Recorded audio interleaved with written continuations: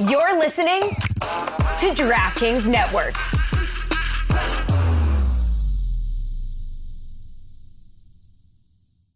The 2025 NCAA March Madness Men's Tournament is back, and this time it is bringing all the feels. The biggest event in college sports tips off March 18th, and you don't want to miss a second of the heart-pumping action. Catch all the clutch shots, big-time plays, upsets, Cinderellas, Blue Bloods, and more. Tune in to the NCAA Men's Division I Basketball Championship March 18th through April 7th on TBS, CBS, TNT, True TV, and Stream on Max. Hey there, travelers and dreamers. We all have that dream trip that we've been wishing we could go on. But too often, life just gets in the way, whether it's work, family responsibilities, or, in my case, and I'm sure many of yours, price.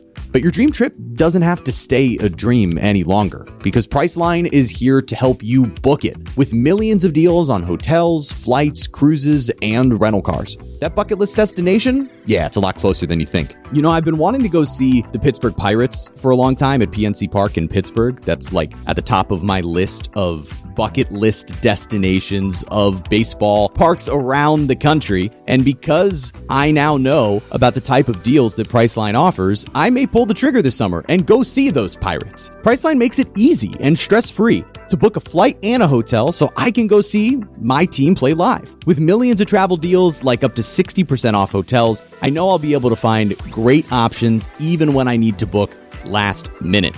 So don't just dream about that next trip, book it with Priceline. Download the Priceline app or visit Priceline.com to go to your happy price. Actual prices may vary. Limited time offer. Terms apply.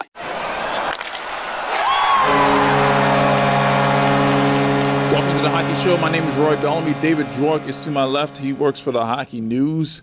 Ethan is in that chair over there in the shipping container. Joining us is Jonathan Zaslow as a guest co-host. ESPN Radio and Zaslow Show 2.0. And also joining us, Adnan Virk from Prime Monday Night Hockey. He's going to join us here for the first segment. So, Adnan, where were you last week and where are you going this week?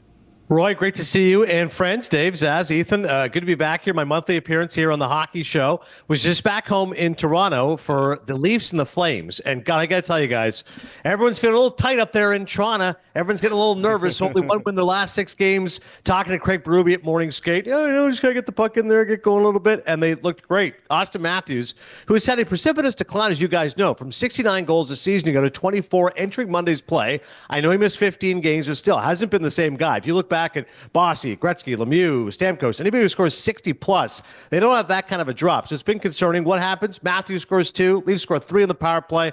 I love Ryan Huska, along with Paul Maurice, one of my favorite coaches to talk to. But God, the Flames don't have much offensive talent. Love Nas as well, as we continue right now in Ramadan, one of my few Muslim brothers in the league. Nas, by the way, was great against the Rangers the next day, goal and assist, so good win for the Flames. But I just don't think the Flames have enough talent, honestly, offensively to compete. And Wolf, who's been such a great story, guys, as you know, he's in the Calder mix. Unfortunately, got blitzed. It wasn't really his fault, just the Leafs looked really good. What I want to throw to you guys, though, especially since you mentioned Dave's bona fides with the Hockey News, I got to interview Lanny McDonald and Daryl Sittler at the intermission. Now, think about Sittler, 10-point game. And I said to him, that when you think back at that moment, that game, when you think about it, he goes, honestly, I'm shocked no one's broken it. I said, what? You think someone's going to have a 10-point game? And he said, I'm just at some point. Gretzky, Lemieux, Ovechkin, somebody would have done it. So I want to throw out to you guys first off. Do you think anyone will ever break Sittler's 10-point record? Then I got a Hockey News thing for Dave in a second. Sittler first. What do you got? No. 10 points in a game? No. I hope not. As a goalie, I sure hope not. Good God. By the way, the closest to it, this is crazy. Yager had a 7-point game. Sam Gagner had an 8-point game back in 2012. Shout out to his father, Dave Gagner. Loved him on the North Stars. Great Panthers like it. Dave Gagner had some good years for the Panthers. There you go. Dave, on the topic of the Hockey News, I'm talking to Lanny McDonald. And, of course, I'm just staring at the stash. And I said, Lanny, I got to tell you, I said, I read your book, by the way, back when I was like 9 years old in 87. I saw the cover, Lanny, and I said, that mustache, you got to tell me about the stash. And, what was the first time that you grew it? And he goes, well, I don't know the first time, but I've had a lot of lucrative offers to shave it along the way. And I said, I have a Hockey News like from years ago. It's literally just your face. And it's like, you know how you have an outline of somebody, you could tell who it is? It was just the mustache and like the bucket helmet. It's so amazing. Yeah. And Lenny goes, it's my signature mark. I can never get rid of it. It makes me think about, guys, Barry Melrose. For years at ESPN, I told him, why don't you ever cut the mullet? And he goes, I tried to, and they told me I couldn't. I said, why? He goes, I was just going to go get a haircut. And I go, I'm tired of it. It's been 20 years, whatever. They go, no, that's pretty to look. That's your signature. Give me a Begner's signature than Lanny McDonald and that stash. Yeah, I mean, I'm thinking like silhouettes, like Mark Messier comes to mind, like a recognizable, but like Jonathan Zaslow in the backwards cap. Yeah. Well, I'm curious now, how much was he getting offered to shave that mustache? Because, like, at what point do you really have to start considering these offers? Like 5 figures, 6 figures? Like, what are we talking here? That's the follow-up question that I have for Lanny McDonald. Yeah, we have to find out because he, Thomas Hickey, of course, is part of our Amazon Monday Night crew, grew up in Calgary. And he said, I still have vivid memories of listening to whatever Carkmers was GMC. And the way it would end would be, and tell him Lanny sent you. And I said to Lanny, I go, like, what would happen if I did that? Like, if I went to an auto dealership in that era and go, hey, Lanny sent me. Am I getting 10% off tires? Am I getting free oil changes or what? He didn't give me an answer. And then talking about Toronto, Toronto and Florida are tied atop the Atlantic Division right now. And you mentioned the season that Austin Matthews is having, obviously not anywhere near the year that he had last year. What's like the tenor in Toronto surrounding Austin Matthews? And of course, you remember this past, when we're in the Four Nations, you can look at his performance there as well. Like, how are they feeling about him right now? It's a great question, Zaz. He's one of those guys. He's kind of like the golden boy. Like he is above reproach. Having been born in Toronto and growing up in Ontario, a lot of those horrible 80s Leafs teams, no matter what, they just adored Wendell Clark because he was the one guy that was tough and would fight, could score, and he was hurt a lot of the times, a terrible back injury, but Wendell was that guy. So I thought with this Leafs team, they kick the crap out of Mitch Marner. They'll beat up on him. They'll beat up on their goaltender, their defense, whatever it is. But generally, they're always favorable towards Austin Matthews. So I haven't heard much criticism at all while he was there. Their whole thought is he's much more hurt than you think. Like he's playing through an injury. So rather than why is this guy, relatively speaking, stinking up the joint, it's what a tough guy. Clearly, he's not 100%. He's still playing. By the way, they always beat up on Marner. He's on pace for 101 points, which would be a career high. And we all know the rumors, the fact they apparently went to him, allegedly trying to trade him for Rantanen. Jason Demers, my podcast co-host on NHL Unscripted, said if he was Marner, he would not return to Toronto. Nylander's still having another wonderful season. But no, Zach, specifically to Matthews, they love AM34. And I want to ask you, right now, the Caps just became the first team to clinch a playoff spot last night. They're on 100 points. The Jets are also on 100 points. It's going to be an epic battle down the stretch to see who wins the President's Trophy. But neither of these teams really did a whole lot at the deadline, and I know sometimes we kind of get caught up in who made the splashy acquisitions at the deadline and whatnot. Do you think they did enough? Do you think too many teams around them got so much better that they might not be serious candidates to go deep in the playoffs anymore? So, Ethan, I always worry about it. I look at the Carolina Hurricanes specifically, and I say, they're one of those teams that are always B+, A-, but come playoff time, they can't elevate. They can't get to the next level. And that's why I did love the Rantanen move. I said, no, he's a superstar that can transcend. Of course, they could have done their due diligence and made sure he actually wanted to sign a long-term deal. But regardless, you pivot, you do what you got to do. To your point, with Winnipeg, and by the way, I'm going to be making my 4th trip to Winnipeg coming up here. Oh, no.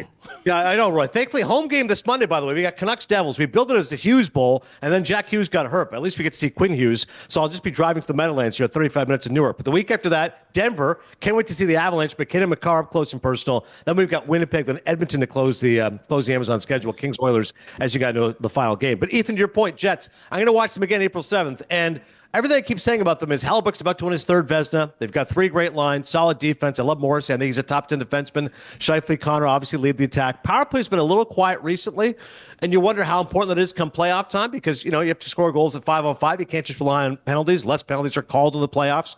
But I think it's a fair point. I was talking to Mark Parrish yesterday on NHL Network. I'm with Kevin Weeks today. Another former Panther. Both former Panthers. Yeah. Exactly. Look, we love the former. Exactly. Good call, Dave. If I said, who's coming out of the Central, no one's saying the Jets. Me and Perry both said the Stars. Demers and Weeks, he said the Avalanche. No one's going Winnipeg's a team to beat. They're going to win the division. And everyone's going, I want to see what Hellebuyck does in the playoffs. He has yet to prove that to me. And make them think are they like the Toronto of the Western Conference? They can be as good as hell in the regular season, but nobody thinks they're going to do it in the playoffs? Are they actually the best team in the West? Well, because as far look as how points good, are concerned. As far as points are concerned, but look how good Colorado looks right now. To me, they're terrifying. McKinnon, McCarr, the way Natchez has been playing since he's gone over there, they've gotten better since they traded Rantanen, which is an insane thing to say. And their lines after the trade deadline, you look at them, and they're as deep as anybody in the league right now. Yeah. And the single best reason to watch the NHL playoffs is going to be that series, Dallas, Colorado. It's maddening to me because either of those teams could be co-favorites to win the Stanley Cup, and one of those two teams is going to be out after the first round. Amazing. All right, let's get to the video portion of this segment. We have a video of two fans at a Capitals game from 20 years ago and most recently. So these fans were kids when they showed up to this Capitals game in 2005 with foam 8s on their head. And 20 years later, as grown-ass men, they showed up to a Capitals game. Now those foam 8s have autographs on them. And they are celebrating Alexander Ovechkin. Now, Alexander Ovechkin scored last night. He now has 888 goals in his career. That's 7 away from breaking the record. 888 goals for the grade 8. Is he going to hit 1,000? No. He could still play for a few more years if he wants to. Do we know yet when Gretzky is going to start following the Capitals? I think he started. I think it was 5 goals to go. Oh. I think he started. Yeah. I guess as soon as you're in the realm of he could do it this game, which 5 goals in a game isn't that crazy for a guy like Ovechkin. So, yeah, that would make sense. All right. Hopefully, he gets it done in a timely fashion. I don't know if Gretzky wants to be spending 2-3 weeks on the road with the Capitals. Imagine if he drags it out. Well, he's got his own private jet. In Utah, apparently Mikhail Sergachev has a chicken farm, and he's giving eggs. It's a smart guy. Yeah, he's giving eggs to his teammates. In a tweet from Bill Frazier, who's in the locker room, I just have a lot of eggs. Once we hit like 24 or 30 eggs, I start giving them away to my teammates. Obviously, I feed them well. I take care of them. Now there's a shortage of eggs, so guys appreciate it more. Now, eggs are expensive. If there was anywhere this was going to happen, though, Utah. Yeah. Communal, kind people, from what I've been told. I haven't been there, but it seems like a happy place, right? I don't know. Correct me if I'm wrong, fellas, but it seems like this is like Winnipeg, maybe? All of Canada. Calgary, Edmonton? I don't know. Adnan would know Canadian geography better than we would. Well, I'll tell you this right now. Here in New Jersey, I can tell we have an egg shortage. It's just unbelievable. I mean, we don't need to get political in the whole tariffs right now. But, God, we can't even get enough eggs here in New Jersey. Forget about back home in Canada. And I will tell you, speaking back home to Canadians, there's people, one of my best friends will not buy strawberries. I said, what do you mean? He goes, my local grocery store, it's only from America. I said, that's going too far. A man needs his strawberries. There was another tweet from that presser. Nick Buckstead apparently had a comment that Sergachev another former Panther. Well. Huge Panther. stats. Disrespected by chickens like that. Yeah, Brooks said to him about his Sergachev's chickens potentially having bird flu. You should check that. And Sergachev said, it's insane. Chickens. He disrespected my chickens like that. I still gave him eggs because he said his wife went to the store and there were no eggs. That is disrespectful to claim that his birds have bird flu. Right? Yeah, that's bad. He's doing a service to everybody too. Yeah, so. you don't. That's a knock on wood joke. You don't do that right now. Yeah, not right now. And I'm going to extend my Islanders shit talk streak on this show, even though I was wondering if you were going to get to that. Yeah, I got no choice. I got to continue the streak, no matter what happened with the Panthers this week. But here's a video, and there's sound on this, by the way. Here's a video of an Islanders fan chirping at John Tavares, who made his return on the island. Hey, come on, you're a traitor, a liar, a snake, a fake. You should have told us. We would have got picks for you, you phony fake. You suck, you always suck, Tavares. You'll always be a loser. Always. I love you. Always, and you know what I'm saying. You should have told us. You snake, phony fake. I used to love you. Oh man. I used to love loser mentality. The lady in the background is the guy's going off. You can hear her. She's like, "I love you." Like, that was like. I used to love you. I think what she's saying. No, she was saying that to the guy who was screaming to the fan. Oh my God. She was saying it to the guy. He's like ripping Tavares a new one, and she's Thank you for speaking for us. That guy is getting laid, or he got laid that night for sure. Oh, I loser. love you. Islanders. Talk Loser. dirty to me in bed about John Tavares. Loser fan. Loser team. Loser fan base. Islanders this season. You got to make change my smart mind. acquisitions. Well, yeah. As soon as that one acquisition, as soon as that one release, I should say, happens, I will be on that ass. I think I saw him. He got scratched recently, or was held out of practice. And he deserves it. Freaking, he had 2 assists last game, by the way. So yeah, there's that too. So, but I guess he's. Does Tavares still scar you guys from 202016? No, I mean Trocheck was tripped. Everybody knows that. Everybody knows that, right? Everybody knows that except for the referee. Everybody knows that. It's okay now. Stanley Cup. All right, wins of the week, David. My win of the week goes to a young man in the OHL by the name of Jake Carabella. This young man had something happen to him the other night in a game against the Flint Firebirds. He lost his cup. And there it is if you're watching on YouTube. The cup's just kind of hanging out in the ice. And the first guy they show is a guy named Wang, which is just hilarious. But anyway. So the ref goes and grabs the cup, picks it up, takes it over to the bench, gives it to Carabella. And you know what he does? He says thank you, and he shoves it right back in his pants. Yeah. Is that one of the most hockey things I've seen all week? Yeah, he used the towel. He used the towel to give it back to him. Well, yeah, 'cause he's clearly not, He's not wearing it properly, that it's falling out like that. Like, I used to do that when I was 10 years old, and we wanted to be super lazy in Little League, where you wouldn't wear the entire jock strap, and you just wear the cup. You stick the cup in your underwear. It's like, it's very dangerous. No, I was a catcher, so I had to make sure that was maintained properly. Little tin cup over here. They'd be like, Roy, let me hear it. You start banging on your cup, otherwise can't give you that mitt. Yep. Yeah, just like that. My win of the week earlier this week, the Seattle Kraken held what they called an oops all goalies game. And their goaltender, Joy Dracord, dropped the ceremonial first puck. Now, it's really a real sight to behold to see dozens of fully padded goaltenders out there playing like their position players. It's a beauty, man. See, if I got to do that, I would just hit guys. You want to check? Yeah, well, what else am I going to do? I'm not going to try to score on like 25 other goalies. I just want to go out there and bang around. It doesn't look terribly organized. But how great a goalie? Everyone loves a good goalie fight. You got to drop the gloves and just start fighting every goalie you could. That'd be awesome. I don't want to fight. I just want to be a troll. I just want to go out there and hit people. That's hilarious. Ethan. Adnan mentioned Connor Hellebuck earlier. This guy's pretty amazing. Win of the week from the Jets-Canucks game. Last week, we went with a goalie. We're going back to the goalie well here again. Watch this save that Connor Hellebuck makes. Comes out of his net, dives all the way back with his stick out. This guy's unbelievable. Look at how close that puck is to going in right there. Wow. Unbelievable. Adnan, could this guy legitimately win the Hart Trophy this year, not just the Vezina? You know, I looked at the odds, Ethan, yesterday, and Draisaitl's the favorite. Hellebuck is second right now, which I was amazed. Because I actually thought McKinnon. If you just said to me off the top of your head, my God, McKinnon for the Hart. No, right now it's Draisaitl, Hellebuck, then McKinnon. And Hellebuck, I think, is going to get nominated. Could he win? Absolutely. I mean, if the Jets end up winning the President's Trophy, and he's the biggest reason why, and he's going to win his third Vezina. We've seen it before. Josie Theodore, Carey Price. Hellebuck's been an incredible story. He's a Triple Crown categories. Wins, goals against, shutouts. I mean, regardless of if the Jets win the President's Trophy, the way the Oilers played this season, I mean, they're pretty low in the standings right now. I mean, really, it should be Hellebuck's trophy. If any skater should win it, it should be McKinnon. He's going to lead the league in points again for the second straight year. He's been the best player in the league this year. His team is going to be, one of the main contenders to win the Stanley Cup, way more than Edmonton is this year. And we all know that as great as Draisaitl is, he's not the best player on his team. So it's like, how can he be the MVP? Yeah, he is this season, though. Fellas of the week, David. Draisaitl is, by the case for Draisaitl, 49 goals, 11 more than any other skater. So insane. His goal scoring numbers this year are insane. Fellas of the week, Dave. My fail of the week is us as a collective hockey community. What'd I do?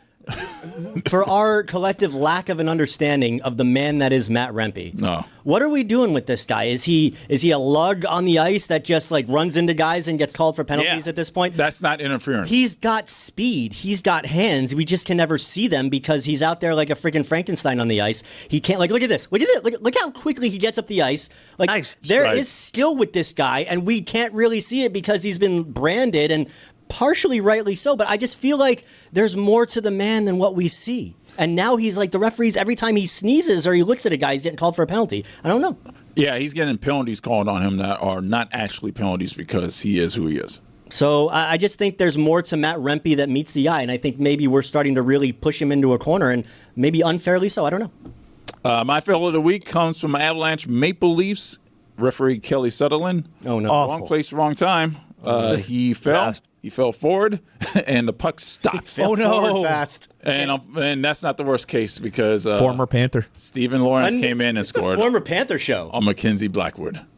Guys, the Avalanche are fighting with the Stars for second place in Central. Imagine if they fall by 2 points. The Stars get home ice because of Kelly Sutherland's boo-boo. What a disaster. This was a huge game for the Panthers. This tied the division. This tied the Atlantic Division because the Leafs won this game. Well, I mean, the Panthers won after the Maple Leafs won, so technically. Nah, but still, you'd like to be ahead by 2. Yes, absolutely. But, of course, this road trip did not help the Panthers Not You got one more. You got one more tomorrow. Yeah, I got one more tomorrow. You feel good about the road trip. You win at Washington. You'll feel good about it. Back-to-backs too, away and home. That's ridiculous. What are we doing? Well, they got, 3 back-to-backs in the next 2 weeks? Because Yep. I think they got a road trip coming up where it's a back-to-back, 2 days off, and then another back-to-back. They're very strange what the schedule makers have done to the Panthers. It's just stupid. Ethan. Guys, the Buffalo Sabres are really bad. And anytime you lose to the Buffalo Sabres, Really? it's really bad. But this is one of the worst ways you can lose to the Buffalo Sabres here. Tomas Hertl has a breakaway with an empty net, tries to dump it back to Jack Eichel for some reason. Not really sure why. Puck goes the other way. Sabres score to tie the game with less than a minute left. We go to a shootout. No goals in overtime. Here comes Alex Tuck, I think this is. Beats him for the winner. Sabres win. They had an empty net goal to put it away.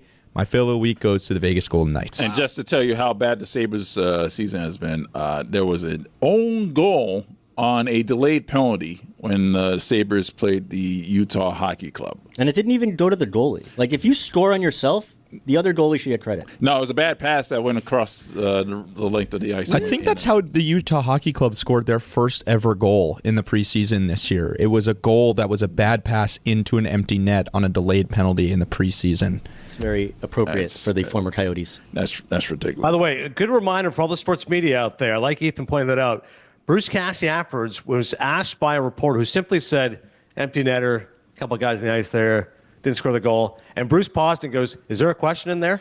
Always ask a question, especially to a pissed off coach minutes after they should have buried an empty netter. Not great. Not great at all. Adnan, thank you for joining us. Prime Monday Night Hockey, Adnan Virk. Thank you so much, fellas. Appreciate it. I'll see you guys again soon. I can't wait for the playoffs. Be well, brother. My guys, you ever lift a little too hard or just forget to apply your daily deodorant and get hit by a truckload of BO from all directions? Does that 3-in-1 shampoo leave you needing a second shower just a few hours after the first? From the founders of Lumi, Mando Whole Body Deodorant is helping men conquer their odor in a new way. Formulated with mandelic acid, Mando has long-lasting 72-hour odor control that actually stops odor before it starts.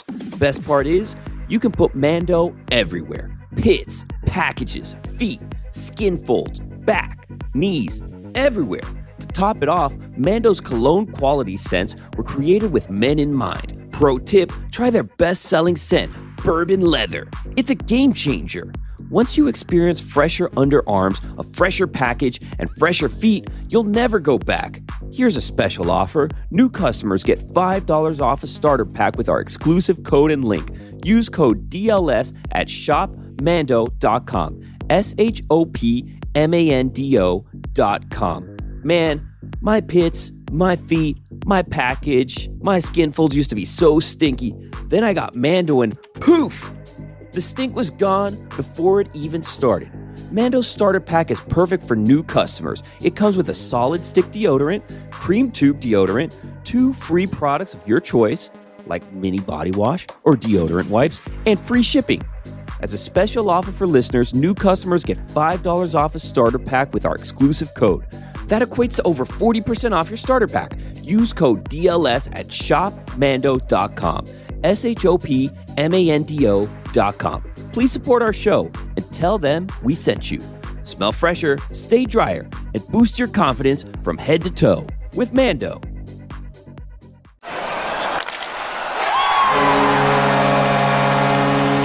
David Pagnotta joins us from the fourth period, and the GM meetings has wrapped up this week, and they were talking about league business and whatnot, and maybe some rule changes, maybe not, who knows. But yeah, the general managers gathered together in Florida to talk about what's going on in the league, but there was a major issue that came from the Devils GM, Tom Fitzgerald. His son, Casey, was cut under the chin by Another his former skates. Panther. Yeah, another former Tom Fitzgerald, another Huge former goal, Game 7, 96. gigantic goal. But his son was slit by a skate in a freak accident. Wow. He Good God. luckily made it to a medical facility and got stitched up. He is okay. Also, what happened with the Canadiens and the Senators, Josh Anderson was wearing cut-proof socks, and the back of his leg got slit. Luckily, the socks saved him. Shane Pinto, as you can see in this video, right there. That could have been career-ending. That was right Didn't that happen to Huberdeau a few years ago? Yeah, Yeah. in a preseason game. Yeah, that could have been Yeah, awful. like cut his Achilles or some crazy thing. Ugh, God. So Tom Fitzgerald has made a impassioned plea to institute cut-resistant protective gear for the players. Kind of grandfather them in, kind of like the visors and whatnot. So, what are we hearing from the GMs? Is there any traction on this happening, David? Seems like there is. They want to be obviously cognizant of how to protect these guys on a regular basis. And athletes, they're creatures of habit. So any type of adjustment or change, and they're going to go, whoa, I don't like this. Hold on. Sometimes you got to force the issue. And, even when you show them these types of videos and you show them what happened to other guys, some guys are stubborn. So from a GM's perspective, they want to make sure their guys are safe. And some guys have been wearing neck protectors. I know Anze Kopitar in LA has been a big proponent of that. He's been wearing it even in preseason games. And wants that to be a regular thing for the rest of his guys. I think the more we see this, the more this is going to come into play. Whether they make it mandatory or they grandfather it in, like you said, for the younger guys coming into the league, we'll obviously have to wait and see. But yeah, Tommy made a nice plea, a good argument, an emotional argument to have this instituted across the league. We'll see exactly where that goes. Everything is optional right now, including the protective Kevlar protective socks and things like that, which obviously helped Josh Anderson. Even at the end of that video, he's kind of looking out, just going, "Wow, I got lucky," and he did. And it's again just a reminder for him, his teammates, and even other people around the league. You got to protect yourselves because it's a fast, high-impact sport, and anything could happen. Let me ask you, as somebody who has never played hockey before, what's the issue here? Like, why are these guys so resistant? Is it a tough guy thing, or is it a comfort thing? Like, this seems so obvious to me to wear everything possible that would be cut resistant. It's more of a comfort thing, honestly. Like, these guys, again, creatures of habit. They've been doing this since they were, 4 years old, 5 years old, and they haven't had to wear it. And they feel like it's going to be restrictive in some fashion, which, when you're on the outside looking in, you're going, that doesn't make any sense. That's silly.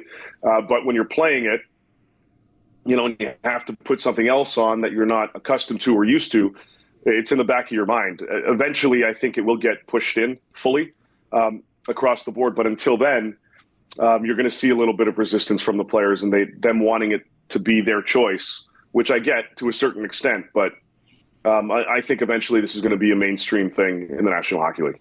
Yeah, Ethan, just kind of thinking about like Martin Brodeur wore the same chest protector for like 30 years. Like, look at Matthew Tkachuk. He wears the same ratty piece of whatever shirt. Like, these guys wear the same gear for 20, 30 years. So it doesn't surprise me that there'd be pushback, and starting it from a lower level would make sense.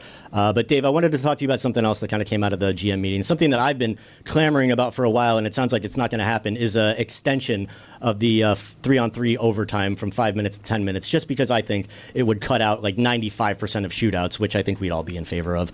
So it doesn't sound like that's happening. It also doesn't sound like there's going to be any rule changes in the immediate future. And it sounds like the playoff format is going to stay the same because Gary Bettman said he loves it the way it is. Why? Are they just adverse to change? Are they just really happy despite what guys like us are saying? It seems like Gary's just very happy with the status quo. Yeah, there haven't been any big need, Dave, for big rule changes. They reviewed goaltender interference. They reviewed some of the other different plays, offsides, just making sure that everything's kind of aligned there. With respect to the playoff format, their argument, and it's worked. And it's I understand it. I don't agree with it. I think it should change too, but I get why they're so strong on this one. To have the rivalries kick in right out of the gate has meant a lot for the league in terms of its ratings and everything that's tied to that. So for the potential to see Colorado-Dallas in the first round, even though that's like a conference final, Stanley Cup final type of matchup in terms of the caliber of these two teams, it's going to draw a lot of attention right out of the gate when the playoffs begin. And that just means more eyes. That means more potential revenue, et cetera, et cetera, et cetera. So from a league perspective, they feel that argument is valid, and that's why they don't want to change it. And again, I get it, but my preference would be I'd rather see that as a conference final, for example. But the potential to have Tampa, Florida in the first round, Toronto, Ottawa first round, Colorado, Dallas first round, Edmonton, LA first round. There's so many different storylines tied to it. It just boosts ratings significantly. And again, good for sponsorship. And then you hope that the viewership continues round after round after round with all the hype that's built up in round one. That's the league's argument. Where are we on the All-Star format? It's going to change. I don't know if we'll have an All-Star game per se next season. There will be an All-Star weekend. To what extent, that's what they're trying to figure out over these next few weeks here. There's going to be, I think the skills competition is going to stay. They'll tweak a few things there. But because everyone is going to be in New York and they're all going to fly to Milan for the Winter Olympics, I think there's going to be some type of international flair to it. Obviously, piggybacking off Four Nations, leading into Olympics, it makes sense to do something in that type of format. To what extent, I don't know yet because they don't even know. But there will be an All-Star weekend. I don't think the game itself will happen. I think there will be other activities around it. A skills competition, maybe an expanded. I'm sure they're going to bring 3-on-3 in some capacity back as well in some type of competitive format. Frank Saravelli has written an article on power plays being at its lowest level since the 1963-64 season. Like, penalties are just not being called. There have been 747 fewer power plays this year than last year. That's a 12% drop. I shouldn't say penalties aren't being called. It's probably more of the the 4-on-4 type situations where they're matching penalties on scrums and stuff like that. And the GMs don't know why. What are you hearing out of the GM meetings about the power plays being lowered? Yeah, there's a little bit of confusion with regard to that, and publicly, the league and its entities, including the GMs, they don't like to criticize the refs publicly. So we'll see what they're saying behind the scenes. Eventually, that will probably come out, but there's some head scratchers, and a lot of people, they wonder why, certain calls aren't being called, certain penalties aren't being called, why they're just letting everything go. In Toronto, I sit in the press box, and Toronto's management staff is right above me. And you get to hear a few comments being made as to why that wasn't called, and how was that called, but the last four weren't. I've even sat there, I'm sure you guys have too. You sit there and you start, well, that should have been one. Well, that's a hooking call. That's interference. That's this, that's that. And they kind of let it go. If it's consistent across the board, then I don't think people have much of a problem with it overall.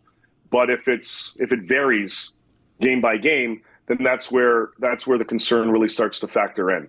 So even if they're calling less, if they're letting things go, as long as it's the same in October as it is in June, teams really don't have much of an argument, and they're comfortable with that at the end of the day. They'll be heated in the moment, but at least they'll go, well, at least they didn't call that crap in November and December, and all of a sudden they're calling it now, or vice versa. The league the players just want consistency. If the penalties are lower and they're letting guys get away with more stuff, so be it, as long as it's the same from game one as it is to the last game of the Cup final. Dave, it is March 21st. We are less than a month away from the Stanley Cup playoffs beginning. And as I looked at the standings this morning, I noticed something very interesting.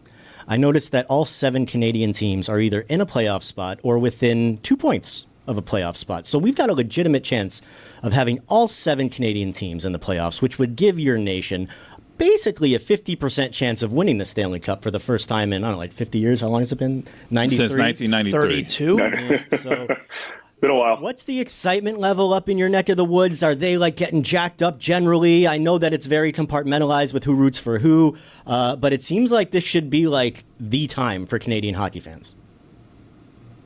Yeah, well, I'm in Toronto, so it's a little, the vibe's a little different here. It's a combination of the hell with everyone else. We just want the Leafs to win, and this team's not even good enough because they lost a couple nights ago and blow this team up, even though they're tied with the Panthers in points. I think in the other markets, like Ottawa is hyped. Montreal, ridiculously hyped right now with what they could potentially do. There's a lot of pessimism in Toronto. There's a lot of pessimism in Vancouver, too.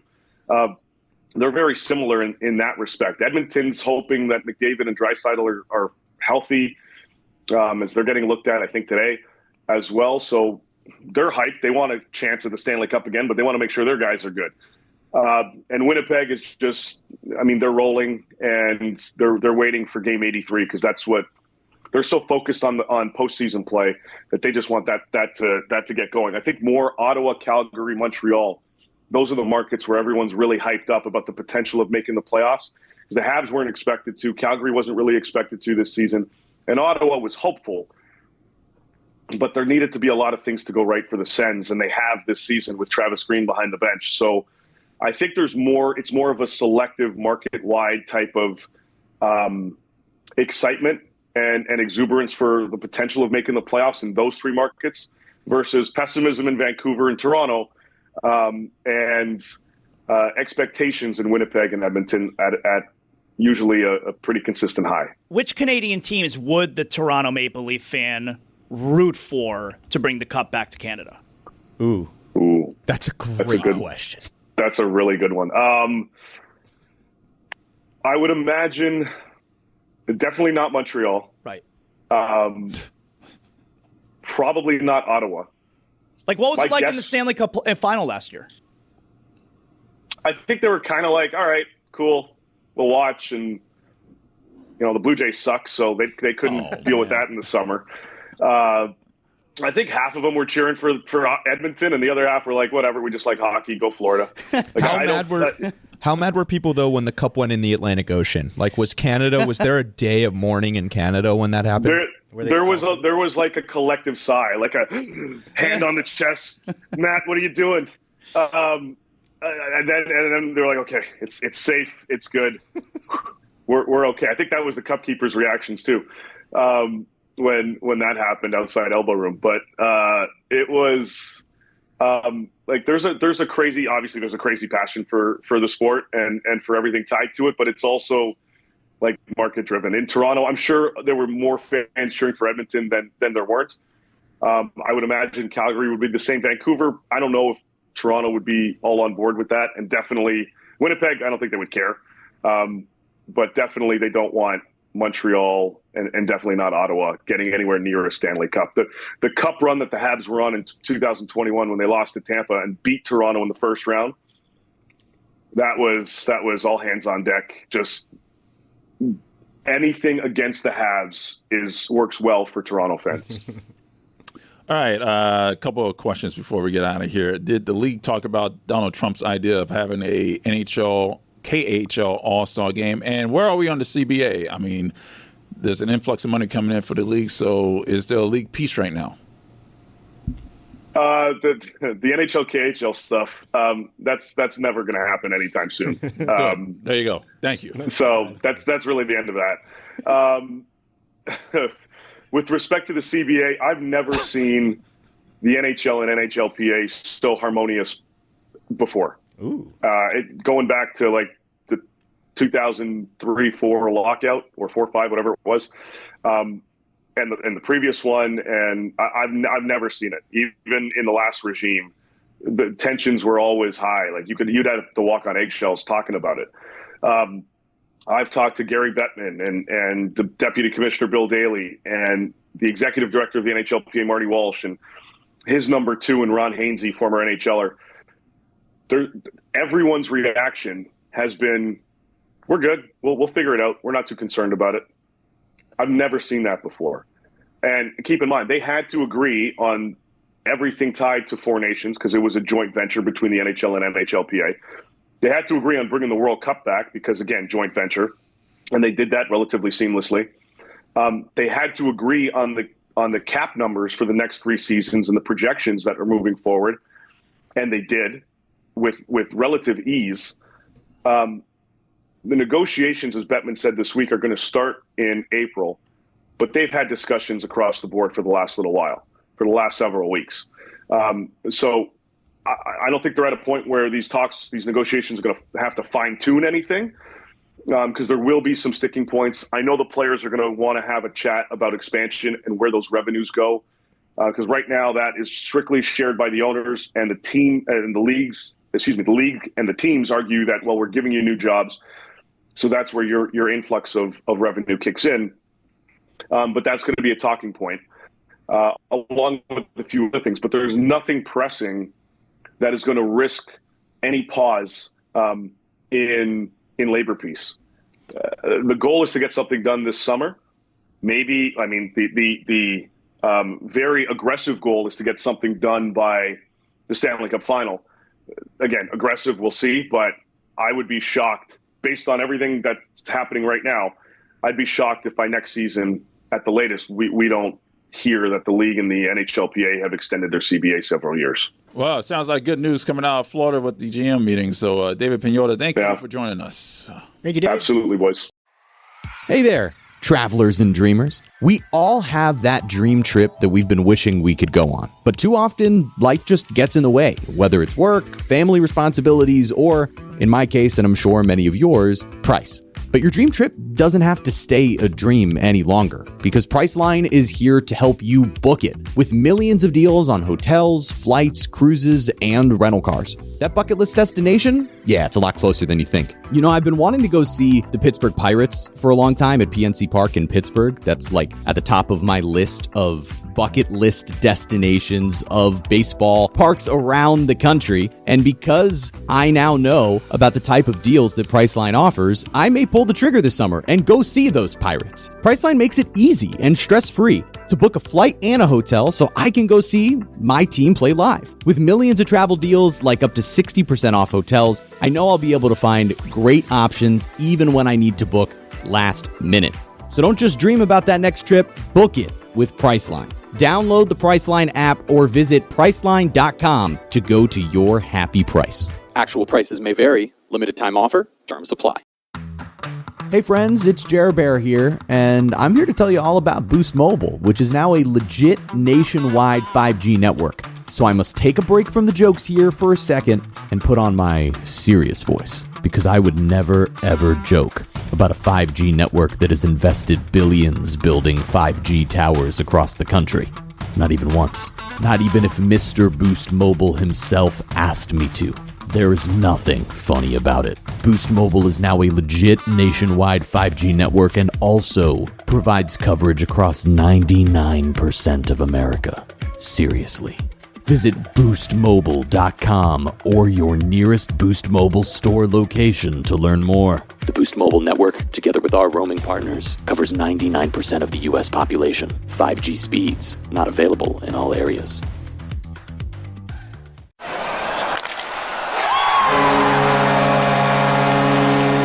It's time for the Panthers recap presented by Jägermeister. Serve it cold or don't serve it at all. Jägermeister, damn, that's cold. For more, visit Jägermeister.com.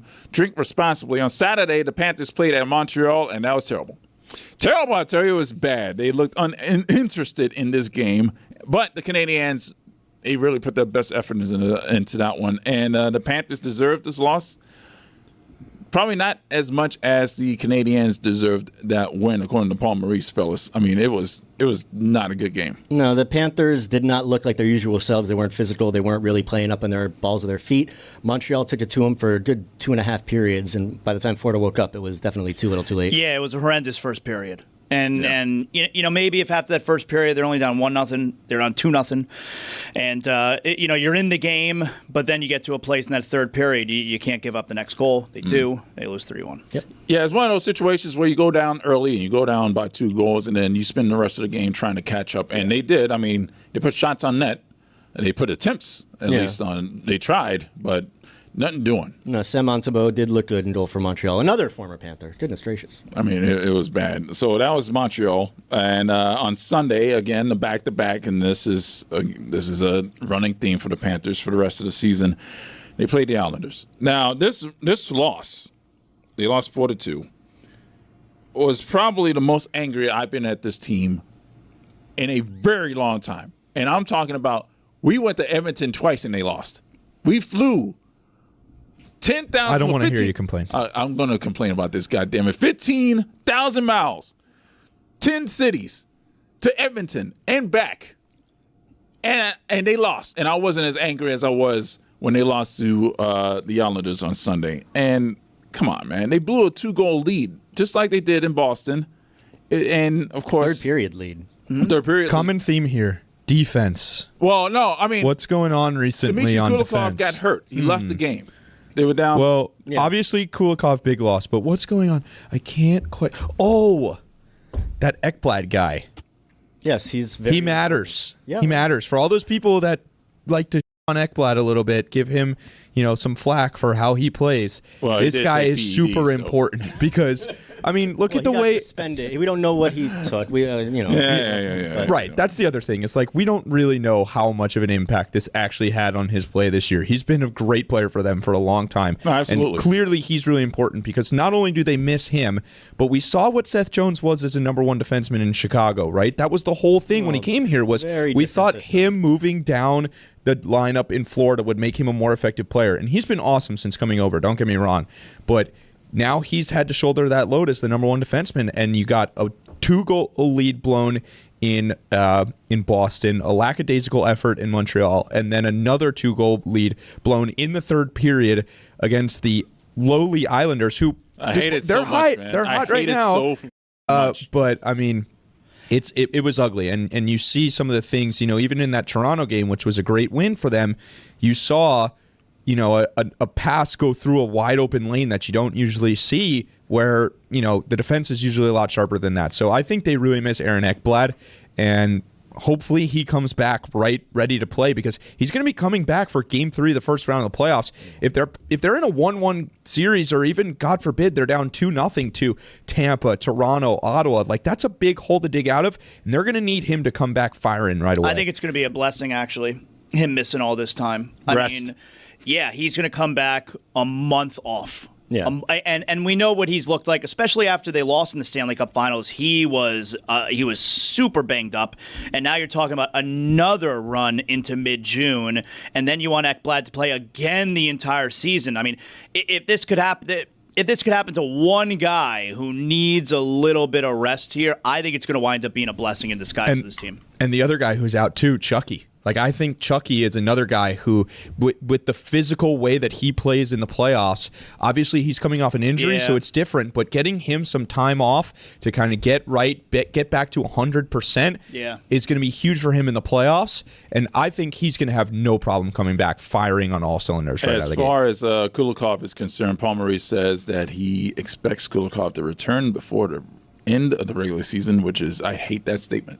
I hate that statement because there's a month left in the regular season. Well, and they don't have to be forthcoming in that league. No, absolutely. It's a lower body, it's an upper body injury, actually. Yeah, it's more in the arm. Well, that's the weird thing, right? Is an arm upper, which is like it's dangling, my arms are dangling to my lower body. It connects to your where shoulder. It starts at the upper body. But man, they don't have to say anything. Yeah, we think he'll be back before the end of the year. If this was the NFL and Paul Maurice did that, he would get fined.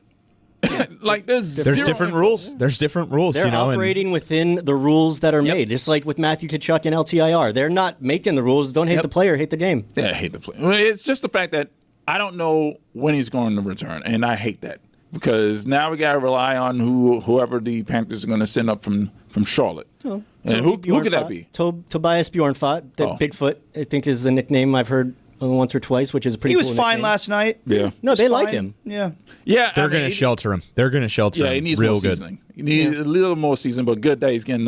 He's a former first-round pick. Saying. Yeah, you're just saying. Last night in Columbus, that one. I want to say by the skin of their teeth. I mean, it was a goaltender's duel, but that was as exciting a 0-0 game you're gonna get. Yeah, that was a great game. How long has it been since the Panthers have gone to overtime without? It was at Columbus 5 years, 5 or 6 years. Also at Columbus 5 years ago. See, I think Goldie said it was the same goalies too. It was Mercedes and Bob. It would have been Bob for the Panthers. I mean, it was definitely. Elvis has been in Columbus for a while. Yeah, maybe. Yeah, it was a great game. Normally, sometimes you get the 0-0 games like, this is kind of shitty game. Yeah. There were a ton of chances, ton of posts, especially Columbus. Yes. The goaltending for Columbus was fantastic. I mean, Bobrovsky had to make some saves too, but the goal disallowed, easy call. The puck was clearly kicked in. You're a little bit nervous though because you get the goal there in the third period. It's like, wow, this is where we're going to lose it. But Barkov in overtime, which felt like really his only good chance of the game. He had 2 shots on goal. Is Barkov getting a little bit more aggressive lately? Does it feel like shoot the puck? It feels like he's shooting a little bit more over the last week or so. Like I don't like even that overtime shot. There was that Tampa game a few weeks ago. This was a sick shot, and I'm screaming out here as he's loading up here. Jones back to him. I'm screaming, shoot, and he shoots it, ping, right in. Man is in the shooting lane as well. Yeah. And the 4-on-3 in overtime. You got it's too easy. Yeah, it's too easy. But he had that game a couple weeks ago against Tampa where he scored twice, 2 snipes right past Vasilevsky. And it felt like since then he's been a little more aggressive. He had a game earlier this year, I think it was back in like December against the Blues, where he kind of decided in overtime it was the same thing. I don't think it was a power play, but he made that sick play. Or he drew a penalty, and then it was a 4-on-3, and he made that sick play to draw the penalty, and then he just decided this game's over and fired it right past the keeper. Same thing here. I love when he shoots the puck, guys. I love when the captain just decides this game is over, and we're going to shoot the puck, and it's going to go in, and we're going to win this game. And the Panthers looked desperate at times last night. There was some desperate. That penalty kill at the end of the game was desperate penalty killing. But Columbus is desperate as well. They've scored 1 goal in their last 4 games. They're kind of fading from the playoff race a little bit. Montreal's hot. All of a sudden, the Islanders are hot. The Rangers are hanging around. So it looked those were 2 teams that really needed a win last night, especially Tampa won. Toronto won as well. So the Panthers had to keep pace with these teams. That was a massive win for the Panthers last night. Alexander Barkov is who he is because he's a playmaker. He's great defensively. I mean, he's bound to get another Selke trophy and has an excellent shot, which he does not use often enough, especially his backhand, and is very, very good to see him get pucks on net. Tomorrow's huge because you win tomorrow, you're talking, and not only is it a win against the Capitals, but it's back-to-back wins. You come home and the schedule softens up significantly at the end of this month. Like you're talking at home against Pittsburgh, Utah, Montreal. You could hit a little run here if you win tomorrow. Well, the good news is that Alexander Ovechkin will not break the all-time goals. Probably not. Yeah, I mean, Probably unless of course he scores 7, which I doubt. Because if he does break that record tomorrow, what would that be, Zaz? How many goals in the game? Well, I was trying to set you up for a bad news. Yeah, that'd be bad news. I mean, he'd have to score 7 goals. I'd imagine it'd be bad news for the Panthers. Yes. Cats are your boys, Zaz? Cats are your boys? The Caps or the Cats? The Cats. I mean, the Cats are obviously my boys. I mean, come on now. I want to ask you guys about. Well, hold on. Go ahead. Let's dive further into this matchup between the Capitals because I mean, you look at that team. Tom Wilson is having a career year. 30 goals. 30 goals. Career. I mean, it's a career high. He is 1 away from a career high in assists, and he has a career high in 57 points this season. And of course, the Capitals are tied for the President's Trophy right now with 100 points. They got a game in hand, so they're at the top of the table. And they have 1 more regulation win, so they got the tiebreaker there. This is a good team. And as much as it's been a surprise for the Capitals this season, they are a really good team, especially goaltending. Fun, exciting. Yeah, I mean, Logan Thompson has been amazing. Like, you remember when he got traded during the draft and people were like, what's going on with Washington? But yeah, he's been spectacular. Jacob Chikrin, another amazing addition for them in the offseason. He's been great.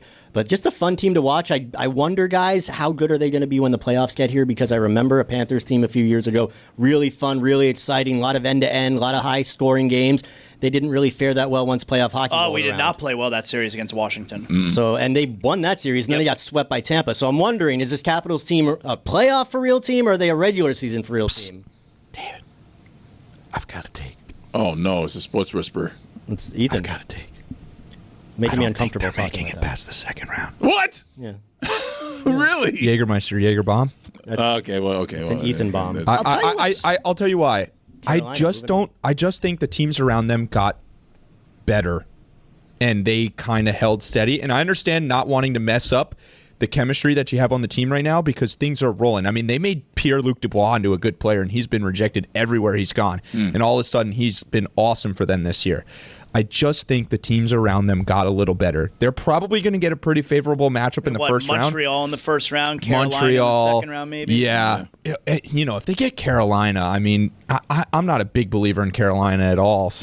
But in New Jersey, they're not going to have Jack Hughes. So, I mean, they've got the favorable side of the bracket, but I just think this is one of those typical President's Trophy seasons where a team has an amazing regular season. They ride the coattails of this awesome chase that they've been on with Ovechkin, and then they just kind of fizzle out a little bit. Again, I think the teams around them just got better, and they just kind of held steady. They didn't really make any improvements at the deadline. I'll tell you what's a weird thing to me where, let's say Ovechkin comes 1 or 2 goals short at the end of the season of Gretzky's record. And then we're watching the Capitals in the first round. And, he scores a goal, 2 goals. I'm supposed to pretend that he doesn't have more goals now than Gretzky? Well, it's weird. You could add all of his previous playoff goals, and he's blown past Gretzky already. I mean, obviously, you could say the same thing. Oh, well, Gretzky's playoff goals too. But still, if we're doing this whole chase for Gretzky, and he's 1 short, and then I watch him score 2 more goals, 2 days that didn't later. happen? The Pretending that he doesn't have more goals now? The division of regular season stats and playoff weird. stats is For what it's worth, Brain severance, regular season and playoffs, right? a quick Google will tell you Gretzky has 66 more total goals than Ovechkin. He's got 1695, and Ovechkin has 1629. So he would have to score 66 goals this Edmonton went on a lot of deep playoff I was going to say they won 4 cups, 5 cups, so It's whatever. weird, so though. it's In the National Football League, they count Belichick's career playoff wins to catch Shula. Why don't we do that with this? Yeah, it doesn't make any sense. Back-to-back, by the way, between Saturday at Washington and Sunday at home when they finally return against the Pittsburgh Penguins. I have nothing to say about them. We'll be 0. scowling from the press box, yes? Yes, we will. A guy that got to get going is the guy I always love to talk about is Reinhart. He's been really quiet since the Four Nations and even a little bit before that. I think the absence of Tkachuk is a big reason why he's had to be more of a distributor, especially on the power play. But they really need to get him going down the stretch here. And this is going to be tight. It's going to be tight down the stretch. Jonathan Zaslow, thank you. Yeah, thanks for having me, guys. I like being able to talk some hockey, rather than just by myself. I got other guys to talk about it with. Yeah, that's great. Adnan Virk and David Pagnotta was on the show. You can watch that on YouTube for those who are watching on DKN. Okay, goodbye. My guys, you ever lift a little too hard or just forget to apply your daily deodorant and get hit by a truckload of BO from all directions? Does that 3-in-1 shampoo leave you needing a second shower just a few hours after the first? From the founders of Lumi, Mando Whole Body Deodorant is helping men conquer their odor in a new way. Formulated with mandelic acid, Mando has long-lasting 72-hour odor control that actually stops odor before it starts. Best part is, you can put Mando everywhere. Pits, packages, feet, skin folds, back, knees, everywhere. To top it off, Mando's cologne quality scents were created with men in mind. Pro tip, try their best-selling scent, Bourbon Leather. It's a game changer. Once you experience fresher underarms, a fresher package, and fresher feet, you'll never go back. Here's a special offer. New customers get $5 off a starter pack with our exclusive code and link. Use code DLS at shopmando.com. SHOPMANDO.com. Man, my pits, my feet, my package, my skin folds used to be so stinky. Then I got Mando and poof! The stink was gone before it even started. Mando's starter pack is perfect for new customers. It comes with a solid stick deodorant, cream tube deodorant, 2 free products of your choice, like mini body wash or deodorant wipes, and free shipping. As a special offer for listeners, new customers get $5 off a starter pack with our exclusive code. That equates to over 40% off your starter pack. Use code DLS at shopmando.com. SHOPMANDO.com. Please support our show and tell them we sent you. Smell fresher, stay drier, and boost your confidence from head to toe with Mando. All right, I know I got to do this ad read, but hold on. Let me reapply. Did you hear that? Yep, that's my new favorite lip gloss from NYX Cosmetics. Now I'm ready to talk to you. I've been a huge fan of NYX Cosmetics for many years now. In fact, I use their Thick It, Stick It brow gel every single day. So you can imagine my excitement when we recently received a special delivery to the Batard studios from our friends over at NYX Cosmetics. And there it was. When I opened the box, glowing, I heard the angels sing, "Ah." It's their latest lip gloss fat oil lip drip. It's NYX Cosmetics' first lip oil of its kind. This creamy lip oil will have your lips dripping with fat perks. You get all the shine of a lip gloss and none of the stickiness while experiencing 12-hour hydration. I'm usually a matte lip gloss kind of gal. My normal go-to is NYX Cosmetics lip gloss, the Lingerie XXL. But after applying the status update shade, I have found my new go-to lip gloss. Fat Oil Lip Drip has high shine finish with comfortable wear and none of the sticky texture. A lip product that's hydrating, non-sticky, and only $9? Now that's a win. Try Fat Oil Lip Drip from NYX Professional Makeup. Available in 14 universally flattering shades. Find your perfect Fat Oil Lip Drip. Shop now at nyxcosmetics.com or a retailer near you.